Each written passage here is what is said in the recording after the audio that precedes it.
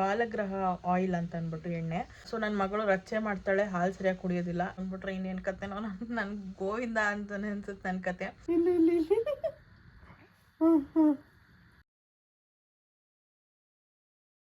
First 1 month post ಪಾರ್ಟಮಲ್ಲಿ ಯಾವ ಥರ diet ಮಾಡಿದರೆ ಅಥವಾ ಯಾವ ಥರ ಫುಡ್ ತೊಗೊತಿದ್ರಿ ಅಂತ ಅಂದ್ಬಿಟ್ಟು. ಕ್ಯಾಪ್ಸಿಕಮ್ ತಿನ್ನಂಗೆ ಇಲ್ಲ, ಕ್ಯಾಪ್ಸಿಕಮ್ ಅಲ್ಲ. ನನ್ನ ಮಗಳು ಅವತ್ತು ಅಮ್ಮ ಅಂದ್ಲಂತೆ. ಹೌದು, ಅದೇ ಕಣ್ಣಿಗೆ ಎಫೆಕ್ಟ್ ಆಗಬಾರ್ದು ಅಂತ. ಸೊ ಇದು ಮಸಿ ಬಳ್ದ್ಬಿಟ್ಟು ನೋಡಿದ್ರೆ ಏನು ಎಫೆಕ್ಟ್ ಆಗೋದು? ಅದೇನಾಗಲ್ಲ ಅಂತ ಅಮ್ಮ ನಿಮ್ಮ ತಾತ ನಾವು.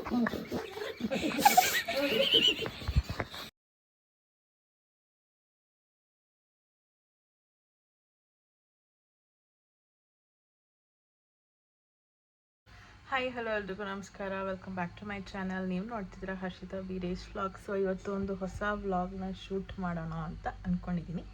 ಸೊ ಇದು ಕೂಡ ರ್ಯಾಂಡಮ್ ವ್ಲಾಗೇನೆ. ನಾನು ಯಾವುದೂ ಈ ನಡುವೆ ಯಾವುದೂ ಪ್ಲ್ಯಾನ್ ಮಾಡಿ ವೀಡಿಯೋ ಮಾಡೋದಕ್ಕಂತೂ ಆಗ್ತಾಯಿಲ್ಲ. ಸೊ ರ್ಯಾಂಡಮ್ ಆಗೇ ಸ್ಟಾರ್ಟ್ ಮಾಡ್ತಾಯಿದ್ದೀನಿ. ಸೊ ಇವತ್ತು ಹೇಗೆ ಹೋಗುತ್ತೆ ಏನು ಎತ್ತಾ ಅಂತ ನೋಡೋಣ. ಬೆಳಗ್ಗೆ ನೆನ್ನೆ ನೈಟ್ ಅಂತೂ ನನ್ನ ಮಕ್ಳಿಗೆ ಎಷ್ಟು ಕಾಟ ಕೊಟ್ಬಿಡ್ಲ ಅಂದ್ರೆ ಮಲಗಲೇ ಇಲ್ಲ ಅವಳು. ಲಿಟ್ರಲಿ ಹೇಳಬೇಕಂದ್ರೆ ನನಗಂತೂ ಸಿಟ್ಟು ನೆತ್ತಿಗೆ ಏರ್ಬಿಟ್ಟಿತ್ತು. ನಾನೇನು ಮಾಡಿಬಿಟ್ಟೆ, ಮಲ್ಕೊಂಬಿಟ್ಟೆ. ನನ್ನ ತಂಗಿ ಎದ್ದು ತೂಗ್ತಾ ಇದ್ಲು ಪಾಪ. 12 o'clock to 1:30 to 2:30 ಅವಳು ತೂಗ್ತಾನೆ ಇದ್ದಾಳೆ, ಅವಳು ಮಲಗ್ತಾ ಇಲ್ಲ ಪಾಪ. ಅವಳು ಕೂತ್ಕೊಂಡೇ ಇದ್ಲು, ಕತ್ತೆಲ್ಲ ಬೆನ್ನೋವು ಅವಳಿಗೆ. ಅವಳು ಕೂತಿ ಸ್ವಲ್ಪ ಜಾಸ್ತಿ ಬೆನ್ನೋವು ಬಂದುಬಿಟ್ಟಿದೆ. ಅದರಲ್ಲೂ ಅವಳನ್ನ ತೂಗ್ತಾನೆ ಇದ್ಲು. ಆಮೇಲೆ ಒಂದು ಪಾಯಿಂಟ್ ಆಫ್ ಟೈಮಲ್ಲಿ ನಾನು ಹೇಳಿದೆ, ವಿನುತಾ ಹಿಂಗೆ ತೂಗ್ತಿದ್ರೆ ಆಗಲ್ಲ, ಅವಳು ಎತ್ತಿಲ್ಲಿ ಮಲಗಿಸು, ಪಕ್ಕದಲ್ಲಿ ಮಲಗಿಸು, ಇಬ್ಬರು ಮಲ್ಕೊಳ್ಳೋಣ, ಅವಳು ಆಟಾಡ್ಕೊಂಡಿರಲಿ ಅಥವಾ ಮಲ್ಕೊಂಡ್ಲಿ ಅಂತ ಅಂದ್ಬಿಟ್ಟು ಎತ್ತಿ ಮಲಗಿಸಿದ್ವಿ. ಆವಾಗ ಒಂದು ಸ್ವಲ್ಪ ನಿದ್ದೆ ಮಾಡಿದ್ಲು. 1:30 to 2 o'clock ಏನೋ ಆಗಿತ್ತು. ಆವಾಗಿಂದ ಒಂದು 5:30ವರೆಗೂ ಮಲಗಿದ್ಲು. ಮತ್ತು 5:30ಗೆ ಎದ್ಲು. ಮತ್ತು ಮಲಗಲೇ ಇಲ್ಲ. ನಮ್ಮ ಮಮ್ಮಿನೂ ತೂಗ್ತು, ಅವ್ರಿಗೂ ಕೈ ನೋವು ಬಂತು ಪಾಪ. ವಿನುತಾ ಬೆಳಗ್ಗೆನೂ ತೂಗ್ತಾನೆ ಇದ್ಲು 7 ಗಂಟೆವರೆಗೂ. ಆಮೇಲೆ ಹೋಗಿ ಅವಳು ಮಲ್ಕೊಂಡ್ಲು, ಅವಳಿಗೂ ಕೈ ನೋವು ಬಂತು. ಮಮ್ಮಿ ಬಂದು ತೂಗಿದ್ರು, ಅವ್ರಿಗೂ ಕೈ ನೋವು ಬಂತು. ಒಂದು ಸ್ವಲ್ಪ ಹೊತ್ತು ಮಲಗಿದ್ಲು, ಮಮ್ಮಿ ಹೋದ್ರು ಈಚೆ, ಮತ್ತೆ ಎದ್ಬಿಟ್ಲು. ಮತ್ತು ನಾನು ಅದು ಸೈಡಲ್ಲಿ ದಾರ ಕಟ್ಟಿದ್ದೀನಲ್ಲ, ಅದನ್ನ ಎಳ್ಕೊಂಡು ನಾನು ಕೂಡ ಹಾಗೆ ಮಲ್ಕೊಂಡೇ ಇದ್ದೆ. ಎದ್ದಿದ್ದು ಕೂಡ ಲೇಟ್ ಆಯಿತು. ಅವಳು ಎದ್ದ ಮೇಲೆ ಮತ್ತೆ ನಿದ್ದೆನೂ ಮಾಡಲಿಲ್ಲ. ಸರಿ ಅಂತ ಅಂದ್ಬಿಟ್ಟು ಸ್ನಾನ ಮಾಡಿಸೋಣ ಅಂತ ಸ್ನಾನ ಮಾಡಿಸಿದ್ವಿ. ಸ್ನಾನ ಮಾಡಿಸಿ ಅದಾದಮೇಲೆ ಒಂದು ಆಯಿಲ್ ಬರುತ್ತೆ, ಅದು ಬಂದು ಬಾಲಗ್ರಹ ಆಯಿಲ್ ಅಂತ ಅಂದ್ಬಿಟ್ಟು ಎಣ್ಣೆ. ಅದು ಗಂದಿಗೆ ಅಂಗಡಿನಲ್ಲೆಲ್ಲ ಸಿಗುತ್ತೆ. ಸೊ ಅದು ಏನಕ್ಕೆ ಹಾಕ್ತಾರೆ ಅಂತಂದರೆ, ಈ ಮಕ್ಕಳಿಗೆ ಬಾಲಗ್ರಹ ಆಗದೇ ಇರಲಿ ಅಥವಾ ಬಾಲಗ್ರಹ ಆಗಿದ್ದರೆ ಅದು ಕಳೆದೋಗ್ಲಿ ಅಂತ ಅಂದ್ಬಿಟ್ಟು ಅದನ್ನು ಹಾಕ್ತಾರೆ. ಬಾಲಗ್ರಹ ಆಗಿದೆ ಅಂತ ಹೆಂಗೆ ಗೊತ್ತಾಗುತ್ತೆ ಏನು ಎತ್ತ ಅಂತಂದರೆ, ಸ್ವಲ್ಪ ಜಾಸ್ತಿ ಹುಷಾರು ತಪ್ತಾರೆ, ಆ ಥರದ್ದೆಲ್ಲ ಆಗುತ್ತೆ. ಜೊತೆಗೆ ರಚ್ಚೆ ಮಾಡ್ತಾರೆ. ಅದಾದಮೇಲೆ ಹಾಲು ಸರಿಯಾಗಿ ಕುಡಿಯೋದಿಲ್ಲ. ಸೊ ನನ್ನ ಮಗಳು ರಚ್ಚೆ ಮಾಡ್ತಾಳೆ, ಹಾಲು ಸರಿಯಾಗಿ ಕುಡಿಯೋದಿಲ್ಲ. ಅದಕ್ಕೇ ನಾನು ಇದನ್ನು ಮಾಡಿದೆ.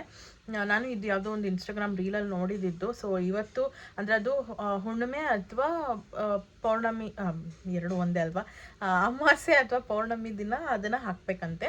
ಸೊ ಎಲ್ಲ ಸಂಧಿಗಳಿಗೆ ಅಂದರೆ ಕತ್ತತ್ರ, ಕಿವಿ ಹಿಂದೆ, ಐಬ್ರೋಸಿಗೆ, ಆಮೇಲೆ ಇದು ಬೆರಳುಗಳ ಮಧ್ಯ, ಮತ್ತು ಕಂಕಳ ಹತ್ರ, ಎಲ್ಬೋ ಹತ್ರ, ಕಂಕಳ ಹತ್ರ, ಹೊಕ್ಕಳಿಗೆ, ಮತ್ತು ಎಲ್ಲೆಲ್ಲಿ ಸಂಧಿ ಇದೆಯೋ ಅದು ಪಾದದ ಹತ್ರ ಅಲ್ಲೆಲ್ಲ ಹಾಕಬೇಕು ಅಂತ ಹೇಳಿದರು. ಸೊ ಇವತ್ತು ಹಾಕಿದ್ದೀನಿ, ನೋಡೋಣ ಅದು ಹೆಂಗೆ ವರ್ಕ್ ಆಗುತ್ತೆ ಏನು ಎತ್ತ ಅಂತ ಗೊತ್ತಿಲ್ಲ. ಒಂದಷ್ಟು ಸತಿ ಮಾಡ್ಬೇಕನ್ಸುತ್ತೆ, ಅದಾದಮೇಲೆ ವರ್ಕ್ ಆಗೋದು. ಸೊ ಅದನ್ನೆಲ್ಲ ವಿಡಿಯೋ ಕೂಡ ಮಾಡಿದ್ದೀನಿ, ನೀವು ನೋಡ್ಬೋದು ಮುಂದೆ ಹೋಗ್ತಾ. ಆ್ಯಂಡ್ ಅವಳು ತಲೆ ಎತ್ತದ ಕೂಡ ತಲೆ ಎತ್ತಾಳೆ ಇವಾಗ ಕರೆಕ್ಟಾಗಿ. ಆ್ಯಂಡ್ ಇನ್ನೊಂದು ಏನಾಗ್ತಿದೆ ಅಂತಂದರೆ, ಅವಳಿಗೆ ಮೇ ಬಿ ಹಲ್ಲು ಬರೋಕ್ಕೆ ಸ್ಟಾರ್ಟ್ ಆಗ್ತಿದೆ ಅಂತ ನನಗೆ ಅನ್ನಿಸ್ತಾ ಇದೆ. ಸೋಡು ಏನಿದೆ ಅಲ್ಲ, ಅಂದರೆ ಒಳಗಡೆ ಹಲ್ಲು ಬರೋ ಸೋಡು, ಅದು ಕಡಿತಾ ಇದೆ ಅಂತ ಅನಿಸ್ತಿದೆ ನನಗೆ. ಅವಳು ಏನು ಮಾಡ್ತಾಳೆ, ಈ ಕೆಳಗಡೆ ತುಟಿನ ಅಂತ ಕಚ್ಕೊಂಡು ಅಂತ ಚೀಪ್ತಾ ಇರ್ತಾಳೆ. ಅದು ತುಂಬ ಕೆಟ್ಟ ಅಭ್ಯಾಸ, ಅದನ್ನು ಬಿಡಿಸ್ಬೇಕು ಹೆಂಗನ ಮಾಡಿ. ಮೇ ಬಿ ಈಗಲೇ ಅವಳಿಗೆ ಹಲ್ಲು ಬರೋ ಥರ ಇದೆ ಅಂತ ನನಗೆ ಅನ್ನಿಸ್ತಾ ಇದೆ. ಹಲ್ಲು ಬಂದ್ಬಿಟ್ರೆ ಇನ್ನೇನು ಕತೆನೋ ನನ್ಗೆ ಗೋವಿಂದ ಅಂತಾನೆ ಅನ್ಸುತ್ತೆ ನನ್ನ ಕತೆ. ಆಮೇಲೆ ಮಲ್ಕೊಳ್ಬೇಕಾದ್ರೆ ಅವಳಿಗೆ ಏನು ಹಿಂಸೆ ಆಗ್ತಿದೆ ಅಂತಂದರೆ, ಅವಳಿಗೆ ಏನಾದರೂ ಚೀಪಾಕಬೇಕು ಅಂತ ಚೀಪ್ಕೊಂಡು ಮಲ್ಕೊಬೇಕು ಅವಳು ಅಂತಲ್ಲ, ಎಲ್ಲ ಮಕ್ಕಳು ಅಷ್ಟೇ. ಬಟ್ ಅವಳು ಕೈನ ಚೀಪ್ತಾ ಇಲ್ಲ, ಯಾಕೆ ಅಂತ ನನಗೆ ಗೊತ್ತಾಗ್ತಿಲ್ಲ. ಕೈ ಅಷ್ಟು ಚೀಪ್ತಾ ಇಲ್ಲ, ಕೈ ಚೀಪಕ್ಕೆ ಅವಳಿಗೆ ಇಷ್ಟ ಆಗ್ತಿಲ್ಲ. ಪಕ್ಕದಲ್ಲಿ ಬಟ್ಟೆ ಅಥವಾ ಏನಾದರೂ ಒಂದು ಇರಬೇಕು ಅವಳಿಗೆ ಚೀಪೋದಕ್ಕೆ. ಅದು ಸಿಕ್ಕಿಲ್ಲ ಅಂತ ಅಂದಾಗ ಅವಳು ಮಲ್ಗೋದಿಲ್ಲ. ಏನು ಮಾಡೋದು ನನಗೆ ಗೊತ್ತಾಗ್ತಿಲ್ಲ. ಪ್ಯಾಸಿಫೈಯರ್ ಯೂಸ್ ಮಾಡಬೇಕಾ ಬೇಡವಾ, ನನಗೆ ತಲೆ ಕೆಟ್ಟೋಗ್ಬಿಟ್ಟಿದೆ. ಒಬ್ಬೊಬ್ಬರು ಪ್ಯಾಸಿಫೈಯರ್ ಯೂಸ್ ಮಾಡಿಬಿಡಿ ಅಂತಾರೆ, ಒಬ್ಬೊಬ್ರು ಯೂಸ್ ಮಾಡಿ ಅಂತಾರೆ. ಸೊ ಈ ಸತಿ ಡಾಕ್ಟ್ರ್ ಹತ್ರ ಹೋದಾಗ ಕೇಳಬೇಕು ಏನು ಎತ್ತ ಅಂತ ಅಂದ್ಬಿಟ್ಟು. ಆ್ಯಂಡ್ ಪ್ಯಾಸಿಫೈಯರ್ ಕೊಟ್ಟರು ಅವಳು ತೊಗೊತಾಳ ಅನ್ನೋದೇ ನನಗೆ ಡೌಟು. ಹಾಕ್ಕೊತಾಳ ಅನ್ನೋದೇ. ಸೊ ಈ ಥರ ಎಲ್ಲ ಇದೆ ಒಂದಷ್ಟು ಗೊಂದಲಗಳು. ಸೊ ಬೆಳಗ್ಗೆಯಿಂದ ಏನೇನಾಯಿತು ಅದನ್ನು ಹಾಕ್ತೀನಿ, ಆ್ಯಂಡ್ ಎಣ್ಣೆ ಹಾಕಿರೋದು ಕೂಡ ಹಾಕ್ತೀನಿ. ಆ್ಯಂಡ್ ನೆಕ್ಸ್ಟ್ ವ್ಲಾಗ್ನ ಕಂಟಿನ್ಯೂ ಮಾಡ್ತೀನಿ. ಟಿಫನ್ ಕೂಡ ಮಾಡಿಲ್ಲ, ಇವಾಗ ನಾನು ಫ್ರೆಶ್ ಅಪ್ ಆಗಿ ಬಂದು ಕುತ್ಕೊಂಡು ವೀಡಿಯೋ ಸ್ಟಾರ್ಟ್ ಮಾಡಿದೆ. ಇವಾಗ ಹೋಗಿ ಟಿಫನ್ ಮಾಡಬೇಕು. ಮಮ್ಮಿ ಟಿಫನ್ ಮಾಡ್ತಿದ್ದಾರೆ, ಫ್ರೈಡ್ ರೈಸ್ ಮಾಡ್ತಿದ್ದಾರೆ. ಸೊ ಬನ್ನಿ ಫ್ರೈಡ್ ರೈಸ್ ತಿನ್ನುವ. ಅದಕ್ಕೂ ಮುಂಚೆ ನಾನು ಬೆಳಗಿಂದ ಏನು ವೀಡಿಯೋ ಮಾಡಿದ್ನಲ್ಲ ಅದನ್ನು ಹಾಕ್ತೀನಿ ಆ್ಯಂಡ್ ನೋಡ್ಕೊಂಬನ್ನಿ. ಇಲ್ಲಿ ಇಲ್ಲಿ ಇಲ್ಲಿ ಇಲ್ಲಿ ಇಲ್ಲಿ ಇಲ್ಲಿ ಇಲ್ಲಿ ಇಲ್ಲಿ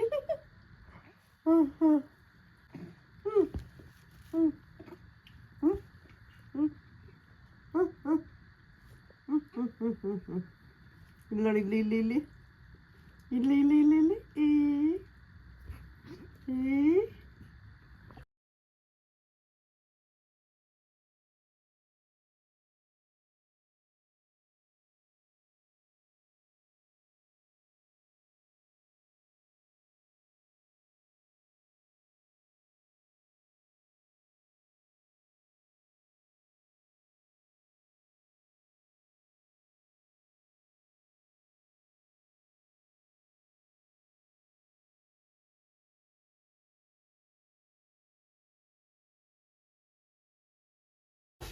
ಫ್ರೈಡ್ ರೈಸ್ಗೆ ಎಲ್ಲ ರೆಡಿಯಾಗಿದೆ. ಆವಾಗಲೇ ಹಾಕೇ ಬಿಟ್ಟು ಮಮ್ಮಿ ನನಗೆ ಅಂತ. ಏನು ಹಾಕಿಲ್ಲ ನೀನು? ಮಿಕ್ಸ್ ಮಾಡಿದ್ಯಾ ನೀನು? ಎಲ್ಲ ಹಾಕಿದ್ದೀನಿ, ಸೋಯಾ ಸಾಸ್ ಕಡಿಮೆ ಹಾಕಿದ್ದೀನಿ ಅಷ್ಟೇ. ಕೆಚಪ್ನ ಇದು ಚೆನ್ನಾಗಿರುತ್ತೆ ಇದು.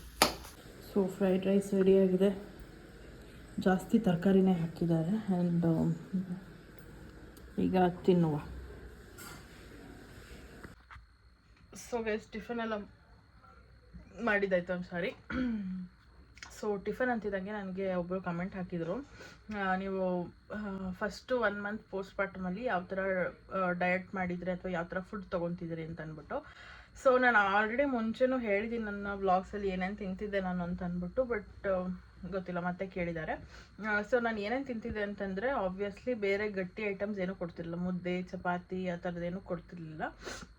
ದೋಸೆ, ಇಡ್ಲಿ ಆ ಥರದ್ದೆಲ್ಲ ಕೊಡೋರು. ಬಟ್ ಏನಂದರೆ ಅದಕ್ಕೆ ಟೊಮೆಟೊ ಹಾಕಿರಬಾರ್ದು, ಜೊತೆಗೆ ಹಸಿಮೆಣ್ಸಿನ್ಕಾಯಿ ಹಾಕಿರಬಾರ್ದು.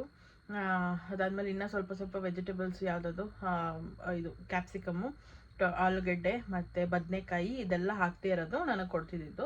ಆ್ಯಂಡ್ ತುಂಬ ಖಾರನೂ ಕೊಡ್ತಿರ್ಲಿಲ್ಲ, ತುಂಬ ಉಪ್ಪು ಕೊಡ್ತಿರ್ಲಿಲ್ಲ. ಉಪ್ಪು ಖಾರ ಎಲ್ಲ ಕಮ್ಮಿ ಇರ್ತಿತ್ತು.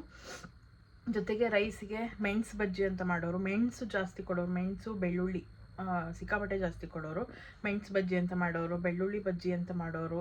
ಅದಾದಮೇಲೆ ಬೆಳ್ಳುಳ್ಳಿ ಚಿತ್ರಾನ್ನ ಮಾಡಿಕೊಡೋರು. ಜೊತೆಗೆ ಇನ್ನೇನು ಹಾಲು ಸಾರು ಮಾಡಿಕೊಡೋರು, ಉಪ್ಸಾರು ಮಾಡಿಕೊಡೋರು. ಸೊ ಈ ಥರದ್ದೆಲ್ಲ ಮಾಡಿಕೊಡ್ತಿದ್ರು. ನಾನು ಏನೇನು ತಿಂತಿರಲಿಲ್ಲ ಅಂತಂದರೆ ಅದೇ ಚಪಾತಿ, ಮುದ್ದೆ, ಆಮೇಲೆ ಇನ್ನೇನಪ್ಪ, ಹಾಂ ಇನ್ನೊಂದು ಏನು ಕೊಡ್ತಿದ್ದಾರೆ, ಮೆಂತ್ಯ ಮುದ್ದೆ ಕೊಡ್ತಿದ್ರು. ಮೆಂತ್ಯ ಮುದ್ದೆ ಅಂತಂದರೆ ಮೆಂತ್ಯ ಕಾಳು ಬರುತ್ತಲ್ಲ ಅದು, ಅಕ್ಕಿ, ರಾಗಿ, ಗೋಧಿ ಇರುತ್ತಲ್ಲ, ಗೊತ್ತಿಲ್ಲ, ಗೋಧಿ ಇಲ್ಲ ಅನಿಸುತ್ತೆ, ಮತ್ತು ಡ್ರೈ ಫ್ರೂಟ್ಸ್ ಎಲ್ಲ ಹಾಕಿ ಪೌಡ್ರ್ ಮಾಡಿರೋ ಅಂಥ ಒಂದು ಹಿಟ್ಟಿಂದ ನನಗೆ ಮುದ್ದೆ ಮಾಡಿಕೊಡೋರು, ದೋಸೆ ಮಾಡಿಕೊಡೋರು, ರೊಟ್ಟಿ ಮಾಡಿಕೊಡೋರು.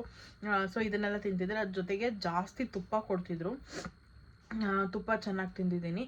ಆ್ಯಂಡ್ ಅಷ್ಟೇ, ಇನ್ನೇನಿಲ್ಲ. ಮತ್ತು ಏನದು ಜೀರಿಗೆ ಪೌಡ್ರು.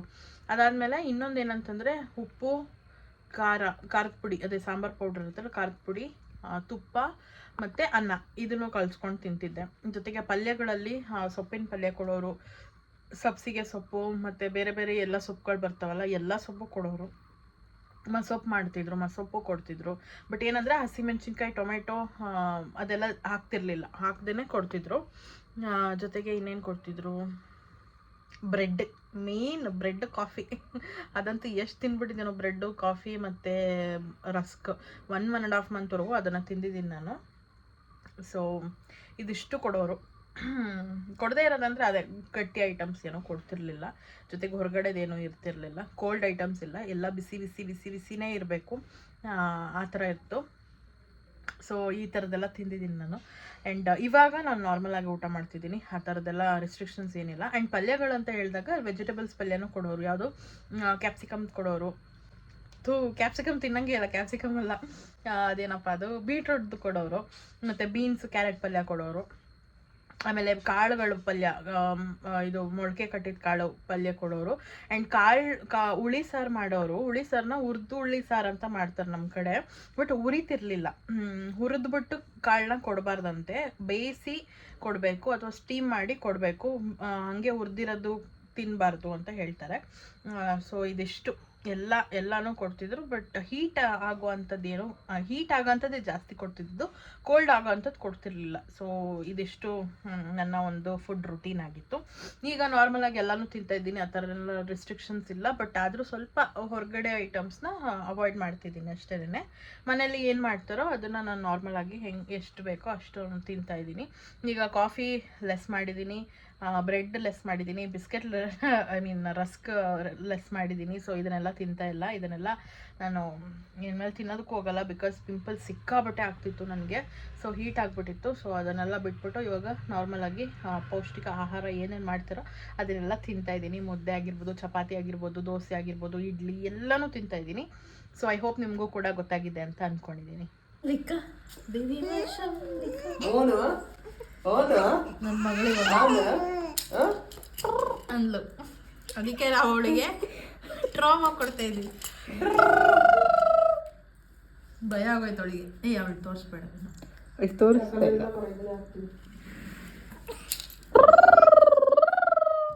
ನನ್ನ ತಂಗಿ ಹುಚ್ಚಿ ಥರ ಆಡ್ತಾಳೆ. ಅವಳು ಟ್ರೂ ಅಂತ ಇದ್ರೆ ಅವಳು ಭಯ ಬೀಳ್ತಾ ಇದ್ದಾಳೆ. ಅವಳು ನೋಡ, ಅವಳು ಟ್ರೂ ಅಂತ ಬೀಳ್ತಾ ಇವಾಗ. ಆಮೇಲೆ ಇನ್ನೊಂದು ವಿಷಯ ಗೊತ್ತಾ ಗೈಸ್, ಏನು ಗೊತ್ತಾ, ನನ್ನ ಮಗಳು ಅವತ್ತು ಅಮ್ಮ ಅಂದ್ಲಂತೆ. ಹೌದು, ಕೇಳಿಸ್ಕೊಂಡಿದ್ದಾರೆ, ನಾನು ಕೇಳಿಸ್ಕೊಂಡಿದ್ದೆ. ಬಿಫೋರ್ 3 months ಅವಳು ಅಮ್ಮ ಅಂದ್ಲು. Very good girl, very good girl. And ಅವ್ವ ಅಂತಾಳೆ, ಅಮ್ಮ ಅಂತಾಳೆ, ಕಿರ್ಸ್ತಾಳೆ. ಮೇಡಮ್ಮ ಹಿಂಗೆ ತುಟಿ ತುಟಿ ತುಟಿ ತುಟಿ ತುಟಿ ಹಿಂಗೆ ಕಿರ್ಸ್ತಾಳೆ.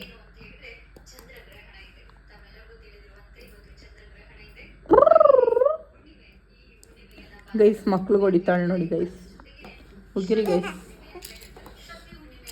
ಅವಳು ತುಟಿ ಕಚ್ತಾ ಇದ್ದಾಳೆ. It was not good. ನಮ್ಮ ಅಜ್ಜಿ ಹೇಳಿದಾರೆ ಹೊಡೀರಿ ಅಂತ ಹೊಡಿಯಲ್ಲ, ಸುಮ್ಮನೆ ಹಿಂಗೆ ಬಿಡಿಸೋದಷ್ಟೇ. ಓಕೆ, ಸಂಬಳಿಸೋದು ನ್ಯಾಷನಲ್ ಆ್ಯಂಥಮ್ ಸ್ಟಾರ್ಟ್ ಆಯ್ತು ಅವಳು. ರಿವೈಂಡ್ ಮಾಡಿ ನೋಡಿ.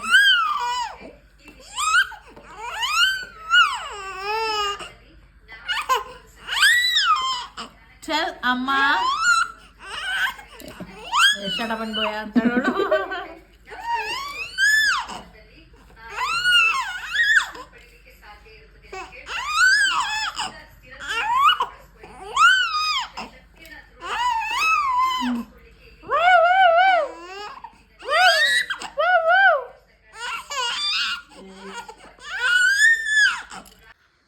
ಗೈಸ್ ಏನು ಗೊತ್ತಾ, ಅವಾಗಿನ ನಾನು ವ್ಲಾಗ್ ಕಂಟಿನ್ಯೂ ಮಾಡೋಕ್ಕಾಗಲಿಲ್ಲ. ಈಗ ಒಂದು ಫನ್ನಿ ಇನ್ಸಿಡೆಂಟ್ ಆಯಿತು, ಅದು ನಿಮ್ಮ ಹತ್ರ ಶೇರ್ ಮಾಡ್ಕೊಳ್ಳೋಣ ಅಂತ ಬಂದೆ. ಏನಪ್ಪ ಅಂದರೆ, ನಾನು ವ್ಲಾಗ್ ಮಾಡ್ತಿರೋ ದಿನ ಬಂದ್ಬಿಟ್ಟು 7th ಸೆಪ್ಟೆಂಬರ್ ಆಯಿತಾ. ಸೊ ಇವತ್ತು ಪೌರ್ಣಮಿ ಇದೆ, ಜೊತೆಗೆ ಚಂದ್ರಗ್ರಹಣ ಇದೆ. ಅದಕ್ಕೆ ನಮ್ಮ ಅಜ್ಜಿ ಇದ್ಕೊಂಡು ಏನದು ಇವತ್ತು ರೆಡ್ ಮೂನ್ ಆಗುತ್ತಲ್ಲ, ಸೊ ಅದನ್ನು ನೋಡಬೇಕು ಅಂತಿದ್ರು. ಬಟ್ ಇನ್ನೂ ಬಂದಿಲ್ಲ ಅದು ಅಂತ ಅಂದ್ಬಿಟ್ಟು ಹಂಗೆ ಮಲ್ಕೊಂಡಿದ್ರು.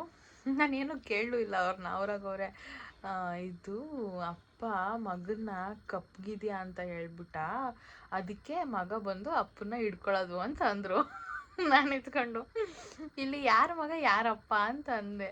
ಅದಕ್ಕೆ ಶನಿ ಮಗ ಅಲ್ವಾ, ಸೂರ್ಯ ಅಪ್ಪ ಅಲ್ವಾ, ಅಪ್ಪ ನೀನು ಕಪ್ಪಗಿದ್ಯಾ ಅಂದ್ಬಿಟ್ನಂತೆ, ಅದಕ್ಕೆ ಶನಿ ಹೋಗ್ಬಿಟ್ಟು ಅವ್ರ ಅಪ್ಪನ ಹಿಡ್ಕೊಳ್ಳೋದು ಅಂತ ಅಂದರು.